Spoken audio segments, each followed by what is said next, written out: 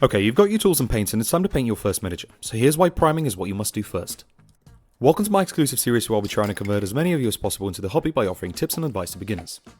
Priming is a fundamental step before you begin your paint job.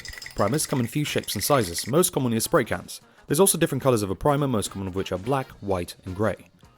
You can also prime with an airbrush, but I'll show you this at the end of the video. But let's get to the meat of it all, the why. I'll show you my test spiders. Priming is like putting down a double-sided tape before you lay a carpet. Without it, the paint just slides around and peels off. With it, everything sticks in place. If you attempt to paint a miniature without a primer, it will work, but you may notice the paint peels off or it doesn't adhere properly to the miniature and it requires reapplication. Additionally, the primer gives us a base color to work with and upon which we can build our future layers. You can, of course, prime your miniature with a brush like a freak, but you may perish of old age before you finish. The how. If we're working on multiple models, we want to put them on something like a priming board. This can be a piece of cardboard or something of sort. Just don't forget to use blue tack to stick them on. It's very important to shake the can thoroughly before you paint to ensure the spray is even and not blotchy. Then we spray in short bursts from a distance. This is a crucial part since it gives you more control and prevents big paint buildup, thus conceding more detail. We do this until we've covered the miniatures fully, and voila!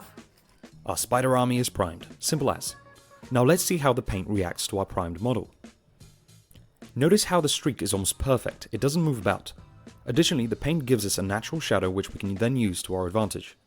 Priming builds your foundations, saves you tons of time, and makes your work more efficient. This is why we prime our miniatures. But let me show you how to quickly do it with an airbrush. For this, you're going to need a black primer, an airbrush thinner, and a mixing plate.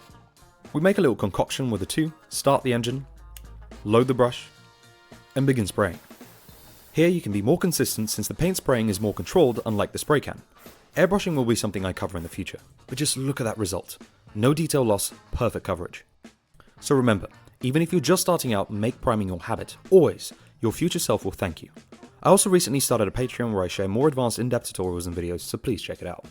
In the next video, we'll be covering the most important tool, a wet palette, and how to make your own if you're on a budget. I'll see you next time.